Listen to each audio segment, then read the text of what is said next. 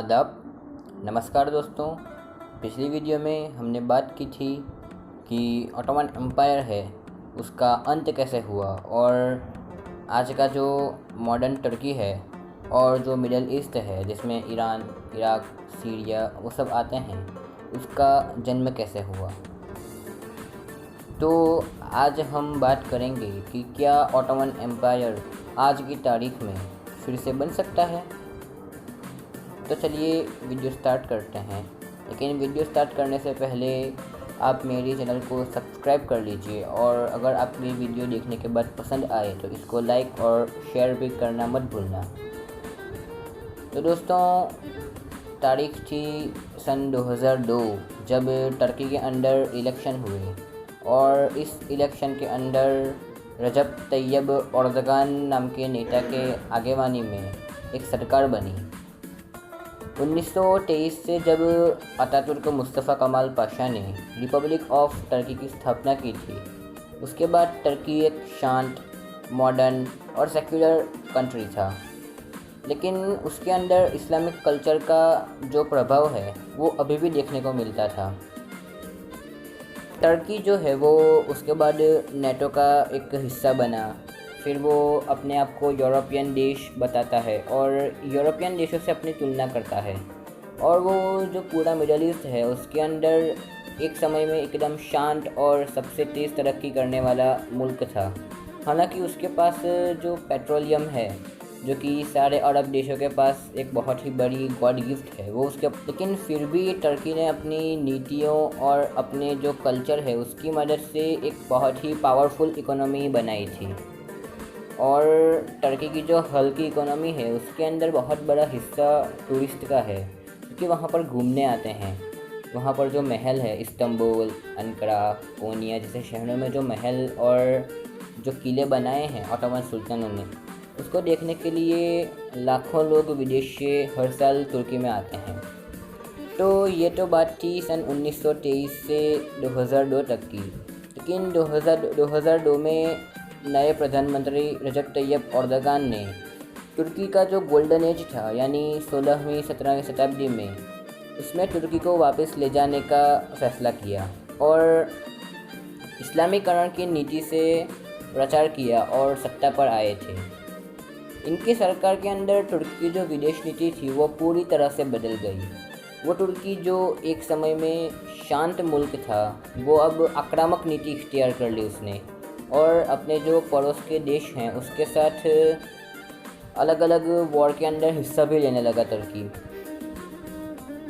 इस हिस्से लेने की बात आई है तो उसके अंदर सीरियन कॉन्फ्लिक्ट, फिर हाल ही के समय के मुताबिक अज़रबैजान और आर्मीनिया का कॉन्फ्लिक्ट, टर्की और ग्रीस के बीच भी चल रहा है तनातनी, फिर टर्की और इजिप्ट के बीच में भी तनातनी चल रही है। तो ये सब टर्की ने 2002 के बाद अपनी नई विदेश नीति के अनुसार शुरू किया। इस विदेश नीति का इकलौता मकसद ये था कि टर्की को अपनी गोल्डन एज में ले जाना, यानी वो ऑटोमन एम्पायर की जो सन 1923 में ख़त्म कर दिया गया था उसको वापस लाना। यही रजब तैयब एर्दोगान का एक मात्र ध्येय था। तो इसी के अंदर में हुआ ये कि अमेरिका की जो 2002 से पहले टर्की का बेस्ट फ्रेंड था, जिसकी वजह से टर्की रशियन विरोधी गठबंधन नेटो का हिस्सा बना था, उसके साथ यानी कि अमेरिका के साथ उसके संबंध में धीरे धीरे कमी आने लगी और टर्की ने अपने संबंध है वो रशिया के साथ बढ़ाना शुरू किया। रशिया के साथ उसने कई सारे समझौते किए, जिसके अंदर रशिया से तेल की आयात करना, फिर हथियार खरीदना, फिर रशिया के साथ जो सरहद है उसको मुआयना करना, फिर रशिया की जो विदेश नीति है उसके अंदर उसकी मदद करना। ऐसे कई सारे मुद्दे शामिल थे। और जब उसने रशिया के साथ संबंध बढ़ाए तो उसी के साथ उसने यूरोपियन देशों के अंदर भी उसके संबंध है उसमें कमी दिखनी शुरू हुई। और उसके जो अपने मुल्क का है अरब देश, जिनका वो लीडर बनना चाहता था, उनके साथ भी वो कई मुद्दों पर एकदम गर्म बहसबाजी हुई सभी के बीच।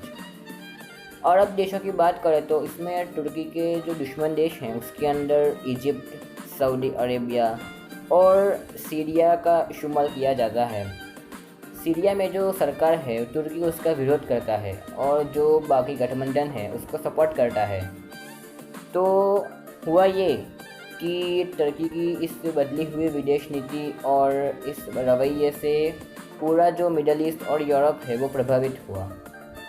तो सभी के मन में अभी एक ही सवाल चल रहा है कि क्या रजब तैयब एर्दोगान जो ऑटोमन एम्पायर का ख्वाब वो देखते हैं, क्या उसको फिर से रिफॉर्म कर पाएंगे, उसको फिर से जन्म दे पाएंगे।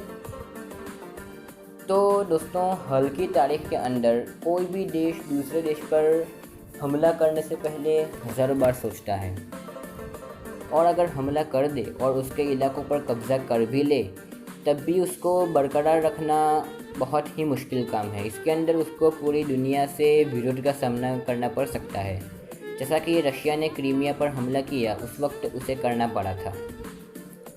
और तुर्की का जो ऑटोमन एम्पायर 1914 में था, यानी तुर्की के अंत से पहले, उसके अंदर एक देश नहीं बल्कि Iran, Iraq, Jordan, Palestine, Lebanon, Saudi Arab और यमन के हिस्से आते हैं। यानी कुल 7 अलग अलग देश हैं जिसके साथ तुर्की को जंग लड़नी पड़ सकती है। और 7 देशों के साथ जंग तो एक इम्पॉसिबल ही बात है आज के ज़माने में। और इसके अंदर भी अगर तुर्की जंग चाहे और शुरू करने की ताकत वो खुद भी रखता हो तब भी बहुत प्रॉब्लम हो सकती है। पहली ही प्रॉब्लम ये कि सीरिया के अंदर तुर्की जिस सरकार का विरोध करता है, रशिया का उस सरकार को फुल्ली सपोर्ट है, और इसीलिए तुर्की और रशिया में जो संबंध 2002 के बाद बढ़े थे वो उनमें थोड़ी बहुत कमी भी आई है। फिर एक और देश सऊदी अरब, जो कि अमेरिका का सबसे बड़ा दोस्त है, और अब तो सऊदी अरब, यूनाइटेड अरब अमीरात और पैलेस्टाइन की दोस्ती पूरी दुनिया में फेमस हो चुकी है। तो अगर सऊदी इन देशों के साथ युद्ध का फैसला करता है तो उसको पूरी दुनिया से विरोध का सामना करना पड़ेगा, जो कि वो ऐसा कदम जो है वो नहीं उठाएगा। तो बातचीत से सॉल्व हो सकता है, यानी NATO, European Union, SEATO, CENTO जैसे अलग अलग जो ग्रुप पहले बने थे और आज भी बहुत सारे उनमें से हैं, तो ऐसा एक ग्रुप बनाकर वो अपने ऑटोमन एम्पायर है उसको वापस रिक्रिएट कर सकता है। लेकिन इसके अंदर भी तुर्की और सऊदी की जो दुश्मनी है वो बहुत ज़्यादा है। तुर्की और सऊदी एक दूसरे के ऊपर आरोप लगाते हैं, उसका जवाब देते हैं, और खुल्लम खुल्ला बातचीत की जो जंग है वो उन दोनों के बीच चल रही है। यानी बातचीत से तो ऑटोमन एम्पायर क्रिएट नहीं हो सकता, और तुर्की और सीरिया का भी कॉन्फ्लिक्ट काफ़ी ऊंचा है। तो तुर्की को अपनी खुद की भी प्रॉब्लम्स है बहुत सारी, जैसे कि अभी जो ग्रीस है उसके साथ पेट्रोलियम के मामले में तुर्की की तनातनी बढ़ गई थी। जब तुर्की ने भूमध्य सागर के अंदर अपने पेट्रोलियम खोजने के लिए जहाज़ भेजे तो ग्रीस ने उसका विरोध किया, और बात इतनी बढ़ गई कि फ्रांस ने ग्रीस को खुल्लम खुल्ला सपोर्ट कर दिया, और इस पर यूएई ने भी अपने जो प्लेन है फाइटर जेट उसको ग्रीस की मदद के लिए भेजा है। यानी तुर्की के लिए अभी तो सभी तरफ से दुश्मनावट जो है वो काफ़ी है, इसीलिए वो दूसरे देश पर हमले का जो फैसला है वो कर ही नहीं सकता।